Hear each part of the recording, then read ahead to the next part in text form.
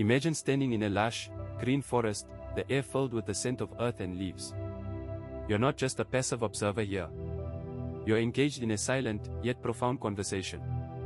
The rustling leaves, the creaking branches, the whispering wind, they're all speaking to you. This isn't a fantasy. This is the reality for some people who share an extraordinary connection with nature, a phenomenon that delves deep into the psychology of human-plant communication. It's not about magic or mysticism, but about a heightened sensitivity, a concept known in psychology as sensory processing sensitivity.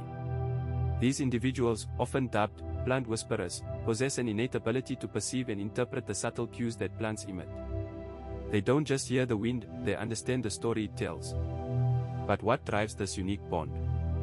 And what can it teach us about the hidden depths of human perception and empathy? Let's step into this verdant world and uncover the secrets of those who speak with plants. Narrating your day or watering schedule to a fern or a pothose might seem like an odd habit, but it's a practice rooted in several psychological concepts, notably anthropomorphism and the human need for connection. Anthropomorphism, the attribution of human traits to non-human entities, is a well-documented cognitive bias. It's not just a quirk, it's a survival mechanism that helps us navigate and understand the world. When you talk to your plants, you're not just watering them, you're engaging in a form of social interaction that taps into your brain's propensity for pattern recognition and emotional connection. Consider the daily ritual of a person naming their pothose pet and discussing their week with it. It's not just about the plant's needs, it's about the person's need for a listener. This habit can be linked to the concept of self-determination theory, which posits that humans have three innate psychological needs: autonomy, competence, and relatedness. Talking to plants fulfills the need for relatedness, providing a sense of connection even when human interaction is limited. It's a way to practice active listening skills, to articulate thoughts, and to feel heard, even if the listener is a pothose. The act of speaking out loud also engages the brain's language centers, reinforcing memory and clarifying thoughts. Moreover, this habit can be a form of mindfulness, anchoring the speaker in the present moment. The Japanese practice of forest bathing, or shinrin-yoku, encourages people to connect with nature for health benefits. Talking to plants can be a similar, albeit more intimate, practice. It's a way to slow down, observe, and engage with the environment. The plants become a focal point, similar to the object of meditation, providing a sense of calm and grounding. This connection to nature can also reduce stress and improve mood, as studies have shown that interacting with plants can lower cortisol levels and increase feelings of well-being. In this way, the habit of talking to plants transcends mere care, it becomes a therapeutic practice, a way to nurture both the plants and the self. The phenomenon of speaking to plants, while often dismissed as mere quirk, reveals a fascinating psychological process known as external processing. This is not some new age fad, but a well-documented cognitive strategy. When we articulate our thoughts aloud, we engage in what psychologists call self-talk, a process that helps organize and clarify complex data. It's like having a built-in thought organizer, converting abstract ideas into concrete words. The plant, in this scenario, serves as an inert, non-judgmental audience. Consider the case of a person grappling with a difficult decision. By verbalizing their thoughts to a plant, they can explore different perspectives without fear of criticism.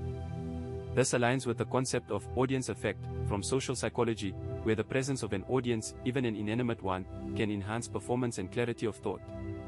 The plant becomes a silent confidant, allowing the speaker to voice their innermost thoughts and feelings without inhibition. It's a form of emotional release, a way to offload mental burdens. Moreover, this practice taps into the principle of cognitive offloading, where externalizing information eases the load on our working memory. It's similar to writing down a shopping list to remember items better. The plant, in this context, acts as a catalyst for introspection. It's not about the plant responding, but about the speaker finding their own voice, their own answers. This process can be incredibly empowering, transforming vague anxieties into clear, actionable thoughts. It's a testament to the human mind's remarkable ability to find order in chaos, even through the simplest of interactions. In the realm of plant care, the act of conversing with plants, often dismissed as mere anthropomorphism, can be reframed as a powerful observational tool.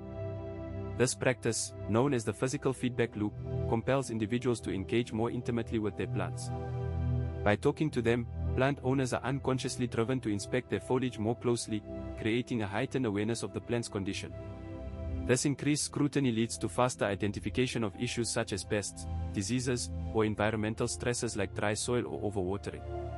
It's akin to the concept of mindful observation, a practice where focused attention on a subject enhances one's ability to notice subtle changes and details.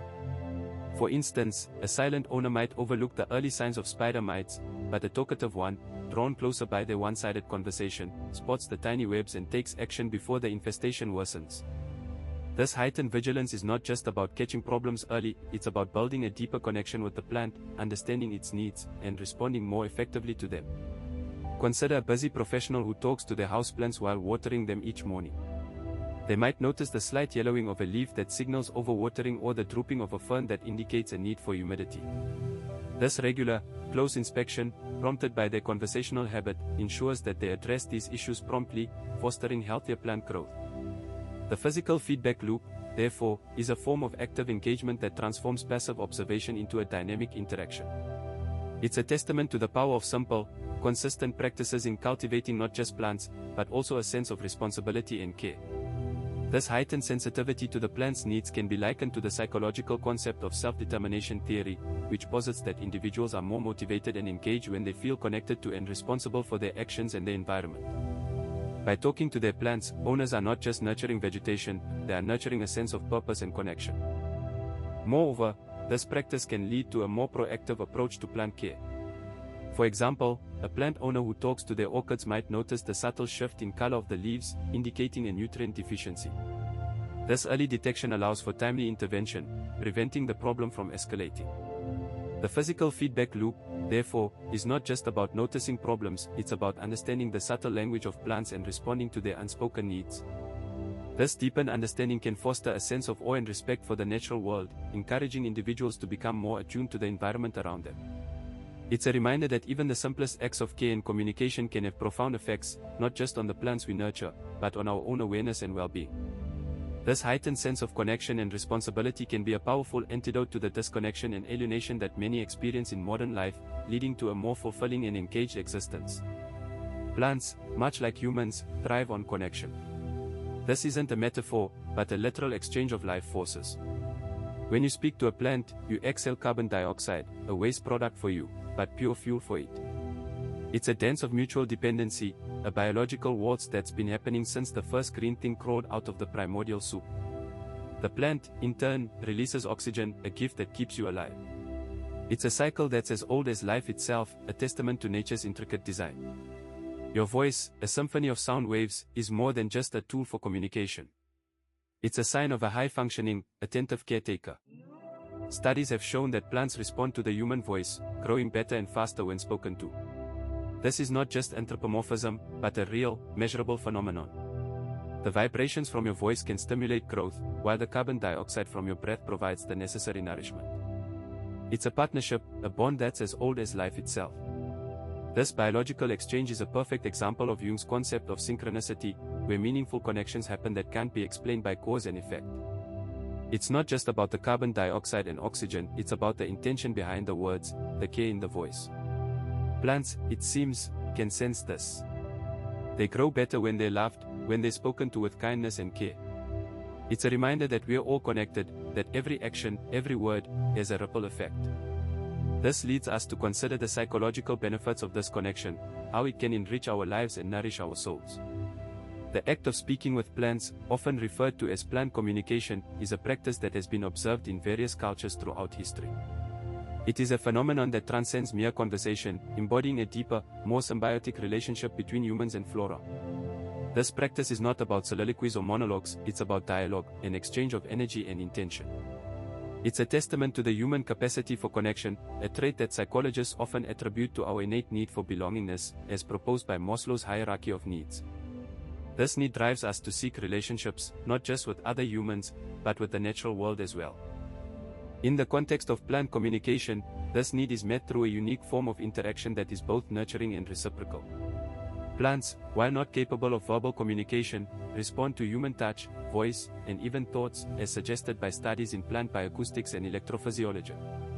This response is not anthropomorphic wishful thinking, but a real biological interaction. When you speak to a plant, you are not talking to yourself, you are engaging in a dialogue with a living organism that has its own form of intelligence and consciousness. This is where the concept of successful biological partnership comes into play. It's a relationship where both parties benefit, the plant receives care and attention, while the human gains a sense of purpose, connection, and even emotional healing. This partnership is a testament to the power of interdependence, a concept explored by philosophers like Martin Buber in his work, First and Thou. Buber argues that true dialogue is not about monologue or self-projection, but about encounter and engagement with the other. In the case of plant communication, this other is not a human, but a plant. Yet, the principle remains the same: the act of speaking to a plant is an act of recognition, of acknowledging its existence and value. It's a way of saying, first see you, first hear you, and first am here with you. This is not a conversation with oneself, but a narration of a partnership that is as old as life itself. It's a reminder that we are not alone, that we are part of a larger web of life, and that our actions, even the seemingly small ones like speaking to a plant, have ripple effects that extend far beyond ourselves. As we've seen, those who speak with plants, often called plant whisperers, possess a unique sensitivity to their surroundings, a deep sense of empathy, and an extraordinary ability to connect with nature. Their solitariness isn't a weakness, but a strength that allows them to tune into the subtle frequencies of the plant world, much like the psychological concept of sensory processing sensitivity suggests. Their patience isn't laziness, but a deep understanding of nature's timeline, a testament to their mastery of delayed gratification. So, if you've ever felt a deep connection to plants, if you've ever found solace in the rustling of leaves or the gentle sway of trees, know that you're not alone. You're part of a unique group of individuals who see the world through a different lens, who understand the language of the silent. Embrace this gift, nurture it, and let it guide you towards a deeper understanding of the world and yourself. We'd love to hear your stories. Have you ever felt a connection to plants? Share your experiences with us in the comments below. And if you're intrigued by the world of plant whisperers, stay tuned for our next video, where we'll explore the fascinating world of animal communicators.